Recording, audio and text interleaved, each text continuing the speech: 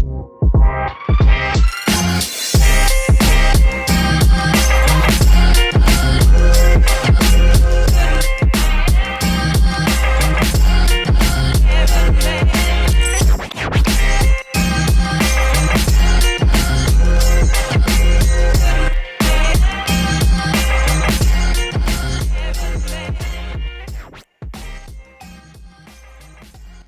Sabbath, happy Sabbath, happy Sabbath.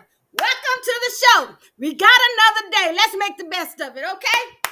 Yay, that's what I'm talking about. So I want to thank you for joining Tea Time. We air this show every Saturday morning at 9 a.m. Central Standard Time, and we just discuss whatever we need to discuss.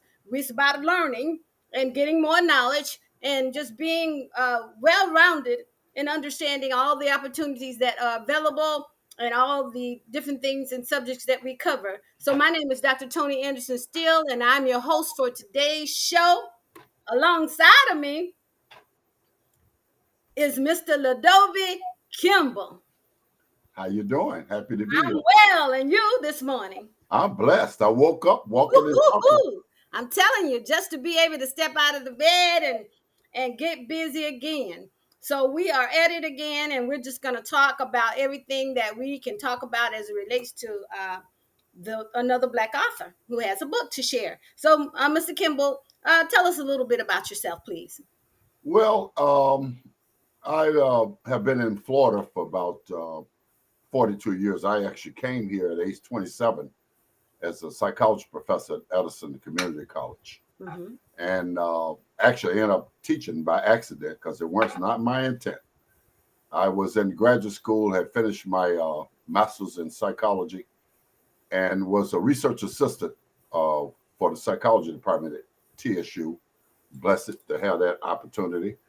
Got a fellowship through the MARC program that helped me finish the master's. I ran the animal lab and the biofeedback lab there. And I had already participated in some research with Meharry Medical College, looking at low life expectancy of Black males and African-American effect of psychological impact of sickle cell and suicide among adolescents. Mm-hmm. Worked at Vanderbilt, working with autistic children, doing research in the area of autistic children. Mm-hmm. And then last, before I moved to Florida, I had opportunity of working with somebody you and I knew as a child. You probably don't know her by name, but I know you remember Rumple Room. That was your first teacher. Ildo Willis was her name. She ran an educational program in Tennessee called the Heads Up Developmental Center. Yes, and another researcher at Peabody was doing her dissertation comparing Peabody's educational program with the one Eleanor Willis ran. And so I was a research assistant in that program too. Wonderful. And then my major advisor calls me one day and says, Mr. Kimble, state of Florida on campus at TSU today looking for college professor. I said, yeah, that's interesting. Mm-hmm. She says, you going to interview? I said, well, first I didn't know anything about it. And no, I'm not going to interview. Oh, my. She says, why not? I said, well, that's not my intent. Why not? I said, I've been accepted at the PhD program at Pullman, Washington, where you advised me to go. Mm-hmm. And I'm going to get the PhD in experimental psychology and get licensed as a therapist. Mm-hmm. She says, Mr. Kimble, go to that interview. It is your destiny. I go to the interview. I'm offered 4 jobs in Florida. Pasco Hernandez, Broward Community College, Indian River, and Edison. Mm-hmm. Mm-hmm. And then Edison College paid for me to come down here, offered the contract first. And after being here a week looking around, I didn't think I could stay. Mm-hmm. Because I'm from Nashville, Tennessee. That's 55% African-American. 3 major Black universities. I went to Black doctors, lawyers, and in chief. I didn't have to go to white people for nothing in Nashville. Any professional I needed was there who was African-American, looked like me. Mm-hmm. Spend the week in Nashville and eat at all Black restaurants and never eat at a white restaurant. Right. So that's some of the culture that I was used to. So I told my wife, I don't think I'm going to take this job. There ain't enough Black people here. Uh-oh. And I'm at a hotel one night, and I walked across the street to a gas station, and I see this brother driving a cab. And you know how we do in our community when a brother's very dark. We don't call him Black. That brother's blue. Mm-hmm. Come to find out his nickname was Blue. Wonderful. I said, where Black folks live? He said, get in my car. He took me and showed me the Dunbar community and Took me 20 miles out to show me Charleston Park, and 15 miles out and showed me Harlem Heights right near the beach. I called my wife, said, it's enough of us. We can move here. Yay. And I'm so glad you did, because if you didn't, I probably never would have met you. Yeah, and I'm glad to know you. I'm very happy and, to know you. And So thank you for that Salsa. introduction, and I'm so glad you agreed to join. And got involved with Salsa even by chance, because when I came to Edison, the president of the college says the black students want to organize. Ms. Kimble, will you help organize them? So we found the Black Student Union. And then I found out there's a state organization called the Florida Black Student Association. And I want to take students to conference at the college and have money. I had travel money, and so did Ricky Rogers, the minority recruiter. We used our travel money to take students to the first FAFSA conference. Yeah, that's great. And I know you're still working, doing things for the students, but today, we're going to talk about you as an author. And the book, I know you have several books, but the one we're going to talk about today is that vacation one. Well, my sister, the Kimble family summer vacation on Route 666. That's an interesting title. Now tell me how you came up with this title. Well, my sister recognized that we had fun every summer traveling and says, somebody ought to write a book. Well, she never did. And I went to her and says, why don't we write that book? Well, she's having some mental issues. So her comment was, you write yours, I'll write mine. Okay. I ran with the idea. And at retirement, some of my mentors have been telling me, Kim, you need to write. Well, I really didn't get motivated until I got ready to retire. And as my last year, I thought I would sit down and tell my story. First, I thought writing a book was hard. Then a friend of mine said, Kimble, just tell your story and put it on paper. So I put the story on paper, and then I visualized what illustrations would look like to tell this story, because kids are more likely to be excited about a book if you got illustrations. Right. So I found Arthur Dawson, a famous artist who was a publisher and has illustrated many books. And it cost me an arm and a leg for the illustration, 25 illustrations. And then he did this during COVID.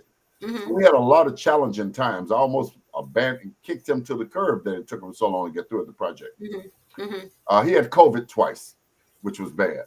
Finally, we completed the book, and I found Newman Press that agreed to publish the book for me. And thank God they edited it and everything and helped me organize it better. And to date, in November, the book came out last year. It has a 5-star rating. And the neat thing about the book is that the book mirrors something that happened historically to us during the 60s. Right after the Reconstruction, during World War II, jobs opened up for Africans and Europeans that weren't available before. And it was dangerous for us to travel public transportation. You get attacked, you had to sit at the back of the bus or the back of the train. And I remember when we first started traveling in St. Louis that we traveled on the train. I remember those stories. And I had asked my mother about it. I didn't even add that in the book because I wanted to talk about how we avoided racism. Because there's a gentleman who created a travel guide called the Green Book. That allowed African Americans to be able to travel more safely. Know what hotels to stop at, what restaurants were friendly, what gas stations were friendly, what stores you could stop at and get service. Particularly along Route 66, which was a major highway from Chicago all the way to LA. It had a lot of services that were offered to travelers, but not offered to us. Because like Stevie Wonder said, we didn't have it in our face. So if you were African, you could not use those restrooms. You could not stop and buy food and so forth. So I'm thinking about all this fun we had. I'm going to tell the story. I go to mother and tell mother, I'm going to tell the story about all the fun. Mother said it wasn't fun. It was by design. I said, Mother, what do you mean by design? She said, if you notice, we never traveled at night. We only traveled during the day. That's right. If you notice, I fixed a stacker with deviled eggs and chicken and sandwiches and all that stuff in it. Don't forget the pound cake. Pound cake. We went to the back. Hey, and we had some hoop cheese and maybe a Coca-Cola. We had all that too. But we were not going through the back door of a restaurant. That was not happening. And in fact, when Dad stopped at a gas station, the first question, can my family use the restroom? Mm-hmm. If they said no, Yeah. my daddy left there, went looking for gas, took a chance running out of gas before he would buy gas there. That's right. We also share ancestry with 4 Native American tribes, so we were able to stop at Native American reservations along the way Mm-hmm. Mm-hmm. and that kind of stuff. That was neat for us. Mm-hmm. And then along the way, we played all kinds of games, count the Right. number of red cars and Mm-hmm. how many picket fences you could see and those kinds Mm-hmm. of things. My Mm-hmm. daddy made it fun. Mm-hmm. We would stop at those roadside parks, and sometimes the fish we caught, we skin it up and fry it up right there. Look at Go y'all. in and eat on the right there Mm-hmm. on the road. Yeah, that's self-sufficiency right there. Yep. And then we'll get to St. Louis. The first thing we would see was an arch. Now, really, actually, I grew up watching that arch being built, and I was there on opening day, Mm-hmm. 4th of July, when I was 9 years old when they opened the arch. Okay. So we would stop at the arch and go visit the arch. And the arch at that time was unique because there was an African-American doctor who had a McDonald's boat on the water. A McDonald's boat on the water? A McDonald's restaurant on a boat. Really? On the Mississippi River, sitting in front of the arch. Oh, my. And so we were excited for 2 reasons. To get a McDonald's, Mm-hmm. but because it was black owned. Mm-hmm. To be able to go on that boat and buy a McDonald's from a black owned Yeah, position. and let me interject this. Our first McDonald's, I remember when it was built, but we could not partake of any of the food when I was a young child. Uh-huh. There was a place, a Henry hamburger place. They would sell us hamburgers, Right. but McDonald's would not. And when I say they, I mean black people. Mm-hmm. So I'm glad you discovered that, so you could get your hamburger and fries and your milkshake. Yep. And then there was a large cruise ship called the Admiral that my parents would go on and gamble and stuff like that while the kids would play around. And in the arch, there's a museum. We go through the museum, go to the top, and the top of the arch sways 10 feet so that thing won't break. But it's called the Gateway to the West. And then after that, we go visit my father's sister on Page Street. On K Street? On K Street. Page Street. Hey, okay. Name of the street in St. Louis. Mm-hmm. And even then, it was so dangerous that as soon as we pulled up, we unloaded our car immediately and left nothing in the car. Oh, my. Took a chance of the windows being knocked out in the daytime. Oh, my. Other stuff. And my aunt was a nurse, Norma Jean. She would check your temperature and put you on dehumidifiers and all of those kinds of stuff. Give you all kind of medicine. We play in the street. Then the next day, we go visit my father's brother, Rudy. He had 3 daughters. We play in that basement, and we. So now, are y'all still in St. Louis, or y'all have moved? Still in St. Louis that first week. So we play with pet turtles. Anytime we found boxes of turtles, we always brought them home, put them in our basements. And the next day, we go visit my grandmother's sister, Elizabeth. She was a great cook, always cooked something nice for us. And during that week, we would visit the zoo. St. Louis has one of the best zoos in the nation. Oh, really? It's only $20 to park, and it costs you nothing to get in. No. And they have museums like the Smithsonian's in D.C. Oh, We really? would go to the Science Museum, the Planetarium. The I need to African visit St. Louis then. Yeah, and Love then history. we go skating and go to drive-in theater and ride go-karts and all that kind of stuff. Have a fun week in St. Louis. And at the end of the week, the whole family would hit Route 66 heading for Villa Ridge, Missouri, my grandma's farm. And on the way, we stop at Mermaid Cabins, Jesse James Hideout, and look at those stick Tysons, stalagmites. Then we go to Six Flags and hang out at Six Flags and get off at this exit where there was a restaurant called The Diamond. Now, I used to think that we went in there to eat, but my cousin says we were not allowed. We went to the window to buy food. We walked up there. They would not allow us to come inside. And we drove down this road, probably a quarter of a mile to my grandma's house, turned on this country road, long road, her driveway, passing the pond, pulling up on her farm that had a circular driveway. And she had an old farmhouse, only had 2 bedrooms, only had 1 bath, and they got their water from the rain. It was a full farm where she grew everything. They had cattle, chickens, ducks, turkeys, pigs, cows. They had no horses. Oh, yeah. And all my father's brothers and sisters would come. So there'd be 30, 40 people on the farm for 2 weeks. No, We man. sleeping in a barn in tents. And Well, what is the you were using the green book at the same time when y'all were traveling, so you knew where to stop to get food and gas and room and all of that. Well, you know what's interesting? My parents didn't even know the green book existed, Okay. but they used the same rules. That was interesting that they used the rules of the green book, but yet and though did not know the green book existed until the Right. movie So came out. they used the instructions they were given from their ancestors on how to travel on the highways Yeah, in and the United knowing that it States. wasn't safe to be traveling at night, that people would attack you, Hmm. and places like Springfield, Missouri, was called a sundown town. Get Hmm. caught there after 5, and they would lynch you. Now, let me just go back a little, talk about something that happened kind of It's so recently related to ridiculous. that. Oh, I have it's a friend that bad. ran for office in Cumberland, Tennessee, ran for sheriff Hmm. in Hmm. 2015. Hmm. Can you believe that in 2015 they tried to intimidate his voters by putting up a sundown time sign in a town in Tennessee in 2015? Oh my! Yes, ma'am. And he sued them, and he won that lawsuit as a result of that. And I'm the name glad of of his book that. is called The System of Things 3. I'm glad of that. Louis Sweeney. You might want to read that. The System of Things 3, where he talks about the corruption in government in Hmm. his book. But What's the our name of story, that title again? The System of Things 3.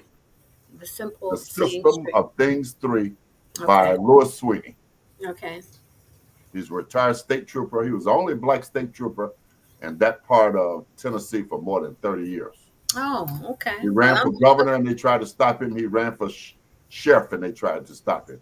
But he hmm actually won the lawsuit when he saw that they did voter intimidation. hmm And So so, is that McDonald's restaurant still on the water? no, the McDonald's boat is gone. And that doctor is probably passed since then. Okay. But I had to add that was a piece of history. First, Arthur Dawson didn't think I was going to be able to use the name McDonald's. I said, but this is history. It Hmm. existed. I can't make up another name of Right. Right. somebody else Right. who was Right. there. So we Right. would use it anyway because he worried Right. about McDonald's being concerned I used their name, but actually I Yeah. advertised for them that some African American actually owned the McDonald's boat. During your vacations with your family, and so I'm assuming y'all went on vacation every summer, right? Mm-hmm. What is the most devastating memory that you have as it relates to traveling with your family that is stuck in your mind and it was kind of perpetrated against you and you or your family? Well, you know what? One of the things interesting about the way I was able to write this book, we never had one negative racist experience because Dad did everything to avoid it. Good. So probably the only thing that I really remember most about this is my cousin telling us that we could never go in the front door of that restaurant, the Diamond, which was right in my grandmother's neighborhood. We went there all the time Hmm. to eat, but I couldn't. And she and I are the same age. I couldn't remember where we went inside to sit, but she clarified, Hmm. no, we didn't go in there. You could not go in there because you were black. There was limited places you could go. Oh, okay. Well, So can we see your book cover? I don't have the. No, we got it. We You have it got it. here. Hold Yeah, yours up.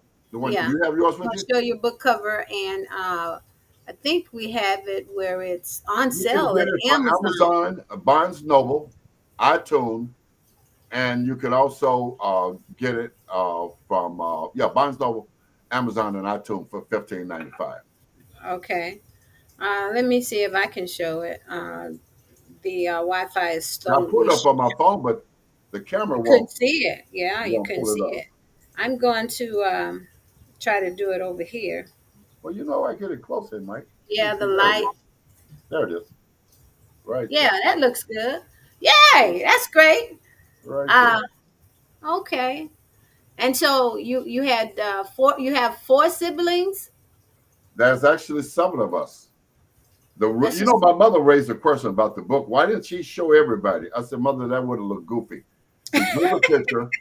He showed part of us, and some of them you see the back of the heads of the other yes, kids. I see the head. I Right. said he can't show everybody in the car. And I said, Oh. she says, well, why didn't you make the pictures look more like us? I said, Mother, I was not trying to make the pictures look exactly like us. I was making the picture look generic that any black kid could read that book and identify with it. And then somebody asked me, why didn't you write it for adults? I said adults can read children's books, but children can't read adult books. Yeah. Yes. That's it on Amazon. Yes. That's how you'll see it on Amazon. I have to go back for you to see it. And the book is $15.95, Yeah. and you'll earn 16 points for purchasing the book. The book title, The Kimble Family Summer Vacation on Route. There it is. That's a nice view right there. On Route 66. And you heard what he's talking about and how things were back in the day. Honestly, the comparison is about the same, just not uh, as drastic, I'll say. But the comparison of your ability to go wherever you want to and not be stared at or assume you're up to no good still stands here. And so, but we still overcome. We still do it. Y'all didn't stop taking your vacations, your family, and I'm glad about that. And so, as we get ready to close out, what else would you like the audience to know about your travels and about the book? And what age group is this a book that what age group can read this Any book? school What age is the book? child that can read the book. It's written Anyone that anybody any who can. age? Yeah, any age that can read the book, and Mm-hmm, that's why I wrote it very simple mm-hmm. because children need this information and know where we come from. I think a lot of our young people today think we have arrived. They don't realize a No, we race haven't. is alive and well. They don't realize some of the things we went through for them to get where they are, and they They need to don't. know They this don't. story. They really don't realize the struggle our ancestors went through, and they even forget that they're standing on our ancestors' shoulders to be doing the things that they're doing today. But that's a whole nother show. In any case, what would you like to say about your book to encourage young people to read it? Well, I would like more people to consider purchasing the book. It's fairly Mm-hmm, reasonable price. My uncle says, I love that your book was short enough and nice, simple to read. Most of mm-hmm, your books are too long. mm-hmm, He said you got right to the point, and I mm-hmm. got the message. And Yes, I think that's what's important because you're going to write a book for children. You don't want to overwhelm them that's with right. information, That's right. and you want to use a lot of visuals. Now, if I had my opportunity to rewrite it, there are two illustrations that he should have put in that he didn't. You'll see 2 pages with his information. Mm-hmm, There should have been an illustration of a picture of all the kids waiting to get their cup in the morning. mm-hmm. Because every morning you had to get in line to get your cup for your water and juice. Your Really? name went on that cup, and you better keep that cup all day long. The girls Wonderful. got a chance to use the restroom in the house and take a shower. The boys had to use the restaurant in the garage and take a shower in the tub. Oh, Those were the differences in those days. And yes. then we ended this trip by having a 4th of July picnic at the farm where all family came out. And at the end of the 4th of July picnic, we would drive to St. Louis to the Arch for the 4th of July celebration. And the next day, we turn around and drive back to Tennessee. Mm-hmm, Now, mm-hmm. interesting thing about this, I have a son that lives in Orlando. I've complained to him that he expects me to run up there all the time and don't come down here enough to bring the children.